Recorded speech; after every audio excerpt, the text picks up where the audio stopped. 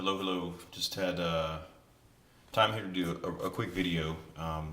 When I was thinking about doing this, I started looking around on YouTube and I was not able to find a video showing this, unfortunately. So I ended up just kind of making it up as I went along and thought I would share for anyone else that might be running into the same thing. So what I have here is my upside down, and I have not tidied up the bottom of the pedal board yet.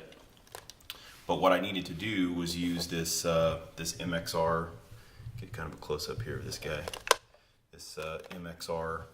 It's actually made by Dunlop, made by MXR, I guess, or sold by MXR. But it's in collaboration with Custom Audio Electronics, which is Bob Bradshaw, the guy who's kind of famous for the switching systems and things like that. What I had been doing previously was I had two of these guys. I just happened to have a couple of them, so I was using these T-Rex fuel tanks, which are great, but I was using two of them and they get really hot, and so I just decided I needed to find something else. I started looking around for bigger power supplies that have more power receptacles and things, and I found this guy.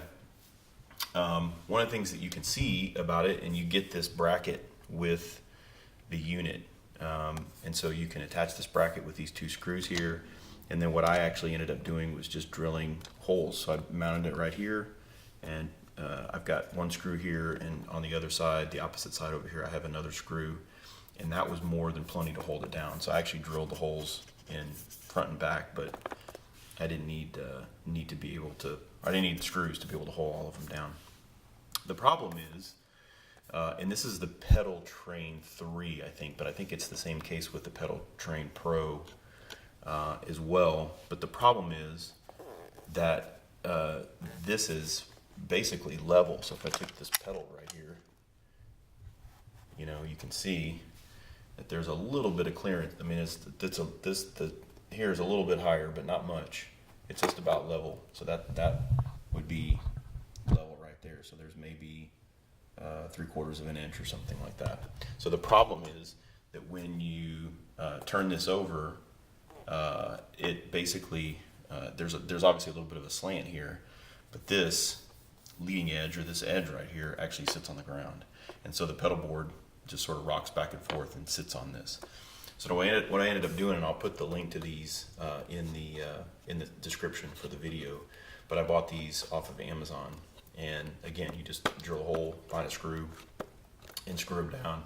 And so this gives you an extra, I don't know what that is, maybe 1.5 inches or 2 inches or something like that.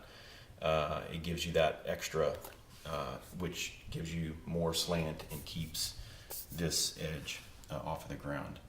So that was pretty much all I needed to do. I think you might be able, I didn't try it, you might be able to take this and push it back, but the problem is you're going to have to use the two screws in the front, and the back is not going to be held down at all, because it's going to be basically pushed up against this thing.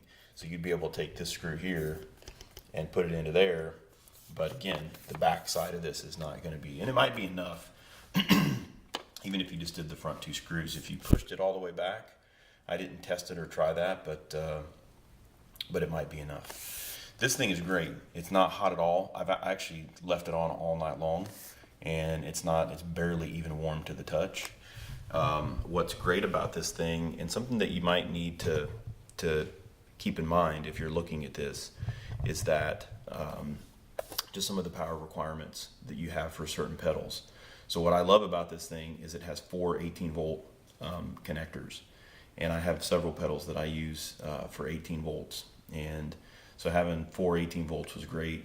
The other thing that I love about this is that, as you can see here, you actually get, the 4 18 volts, you get 8 of the individual 9 volts. Now, something to notice is that your max current for these 8 ports is 80 milliamps. So if you have pedals that need more than that, then you might run into some issues there. I have a couple Strymon pedals on my pedal board that use 9 volts, and as you may know, if you use Strymon pedals, they're pretty picky about power requirements and those kinds of things, and they generally don't daisy chain very well and things like that. So, but the the 3 Strymon pedals that I have on my pedal board all work fine plugged into the 9 volt. So I don't have any of those daisy chain connectors, which I hate those things for a lot of different reasons. I hate tying them up at the bottom. I hate that they can introduce noise, and if the the pin ends up touching the metal or touching another pin or something like that, then you end up kind of chasing down noise issues. So I hated doing that. I loved being able to have everything plugged into its own port. This one is great too. You can see here there's 2 of these adjustable ports, and so you can push these in or out, and then there's a knob. And then if you look up here, you can see that the adjustable, if the button is out, then you can rotate that from 6.5 to 10.5 volts, and if it's pushed in, then you can get 10.5 to 15 volts. So actually, I need to push that in on this one. So I have this plugged into for an Audio-Technica wireless that I have, and I'll rotate the board here in a second. But I have this for a wireless, and it works from 9 to 12 volts, but it actually works better at 12 volts.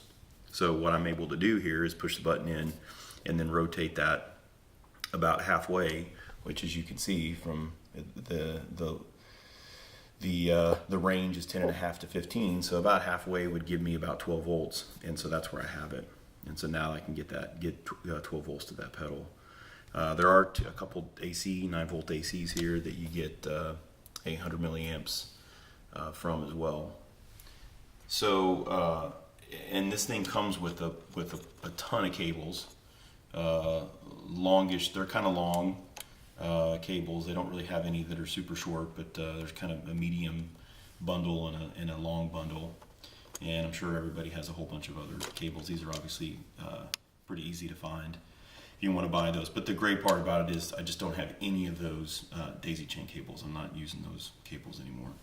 So the other thing that I needed to do here, I went ahead and mounted underneath here a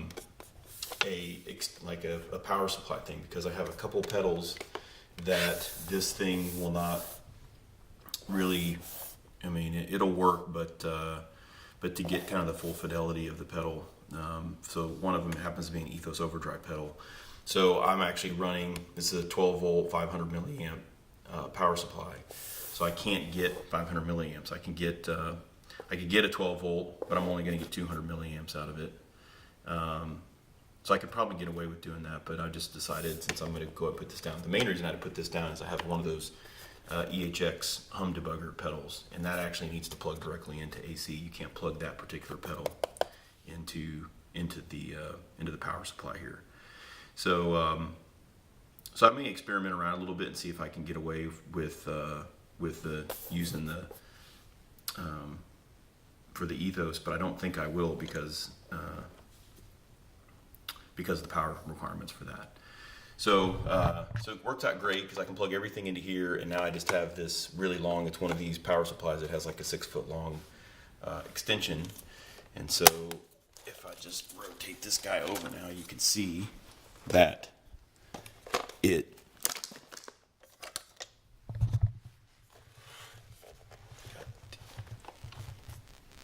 what's sitting underneath here? I got this big clump of cables. All right.